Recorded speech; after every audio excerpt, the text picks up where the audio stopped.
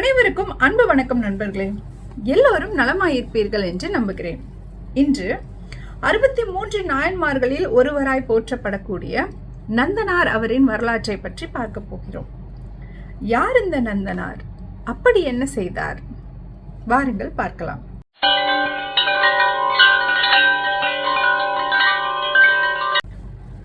நந்தனார் அவர்கள் சோழ நாட்டில் உள்ள ஆதனூர் என்ற கிராமத்தில் பிறந்தவர்.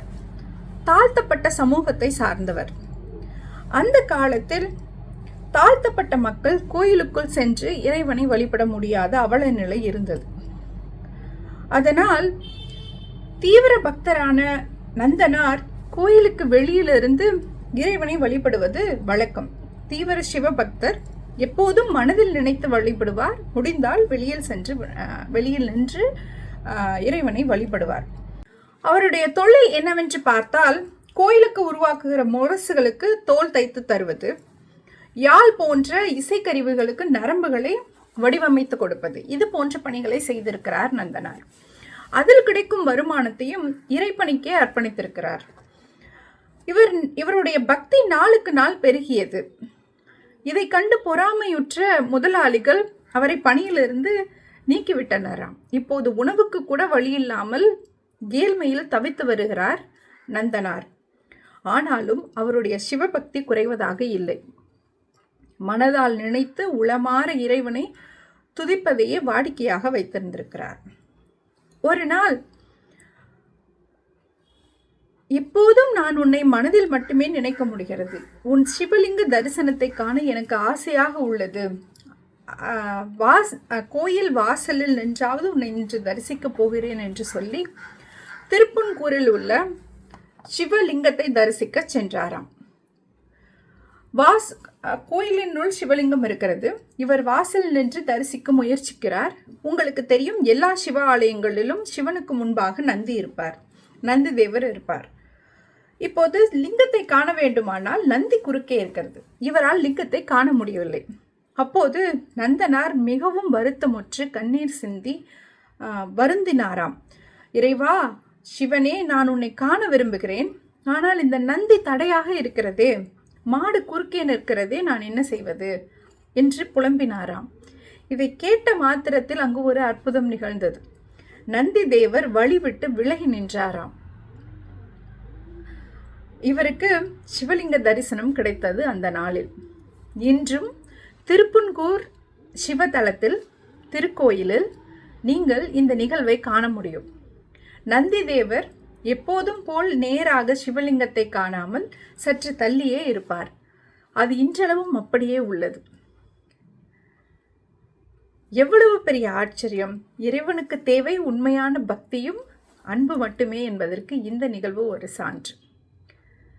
அதன் பின்பு என்ன நடந்தது தெரியுமா? இறைவன் கனவில் தோன்றி என்னை சிதம்பரத்தில் வந்து தரிசி என்று சொன்னாராம்.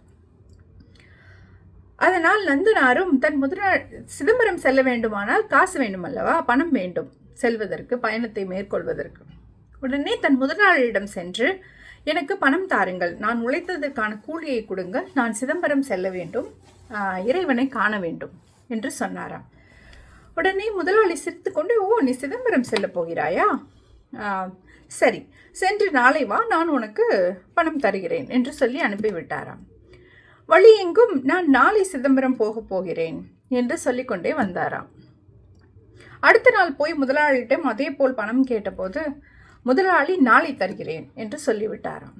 இப்போது வழி எங்கும் இருந்த மக்கள், எப்போது சிதம்பரம் போக போகிறாய் என்று கேட்டபோது நாளை செல்வேன் சிதம்பரம் என்று சொன்னாராம். இப்படியே நாட்கள் கடந்தோடின. முதலாளி ஏமாற்றி கொண்டே இருந்தார் நந்தனாரை. ஒரு நாள் பொறுமை இழந்த நந்தனார், ஐயா, எனக்கு இன்றே பணம் வேண்டும், நான் இன்றே சிதம்பரம் செல்ல வேண்டும் என்று வற்புறுத்தினாராம். அதற்கு முதலாளியிட்ட கட்டளை என்ன தெரியுமா அன்பர்களே? இந்த 4 ஏக்கர் நிலத்தில் பயிர்களை விளைவித்துவிட்டு விளைச்சலை உருவாக்கி அறுவடைக்கு தயாரான பின் நீ பணத்தை பெற்றுக்கொண்டு செல்லலாம் என்று சொன்னாராம். இவர் மிகவும் வருத்தமுற்றார். இது எப்படி சாத்தியம்? ஒரு மனிதன் எப்படி 4 ஏக்கர் நிலத்தை, அதுவும் நினைத்த மாத்திரத்தில் எப்படி செய்து முடிக்க முடியும்? பயிர்கள் எப்படி அறுவடைக்கு தயாராகும் என்று வருந்தினாராம். ஆனால் தெரியுமா, சிவபெருமான் திருவிளையாடலுக்கே பெயர் போனவர் அல்லவா? அடுத்த நாள் காலையிலேயே எல்லா வயல்களும் அறுவடைக்கு தயாராக இருந்தனவாம். நந்தனார் மிகவும் மகிழ்ச்சியுற்று முதலாளியிடம் சென்று சொன்னாராம், ஐயா பாருங்கள், பயிர்கள் விளைச்சலுக்கு தயாராக இருக்கின்றன என்று. முதலாளி அதிர்ந்து போனாராம். இனிமேல் இவரிடம் விளையாடுவது முறையாகாது என்று உணர்ந்து, தன் பிழையை உணர்ந்து உரிய பணத்தை கொடுத்து அனுப்பிவிட்டாராம். அந்த பணத்தை பெற்றுக்கொண்டு இப்போது நந்தனார் சிதம்பரம் வருகிறார். அந்த காலத்தில் பெருமக்களே, இந்த காலத்திலும் அந்த அவல நிலை உள்ளது. சில ஊர்களில் ஊருக்குள் தாழ்த்தப்பட்டவன் வர முடியாது. இப்போது நந்தனார் வெளியே காத்து கொண்டு இருக்கிறார். எப்படியும் நான் ஊருக்குள் வர முடியாதல்லவா?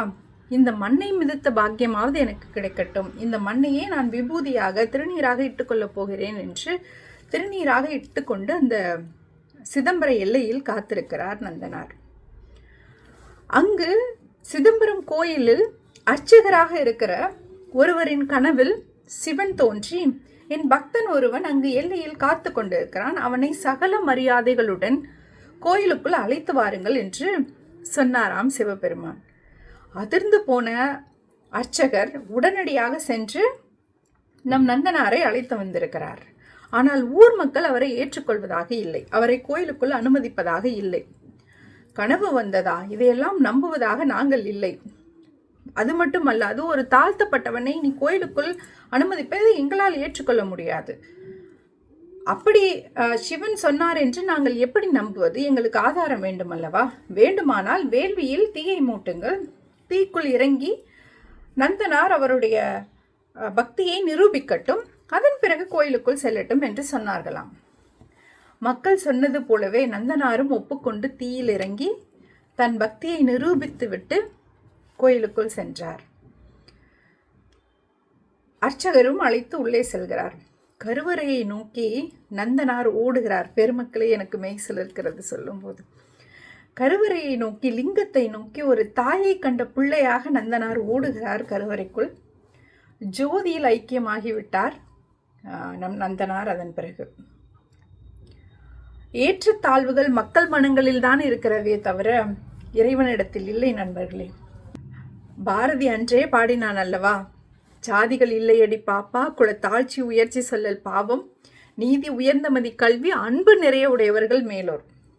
அதனால்தான் பாரதி அப்படி சொன்னான், அன்பு நிறைய உடையவர்கள் தான் மேலோர். இந்த குலத்தில் பிறந்ததால் நீ பெருமகன், இந்த குலத்தில் பிறந்ததால் நீ தாழ்த்தப்பட்டவன் என்று சொல்வதெல்லாம் வேடிக்கையான செயல். அதை நீங்கள் ஒருபோதும் அங்கீகரிக்காதீர்கள்.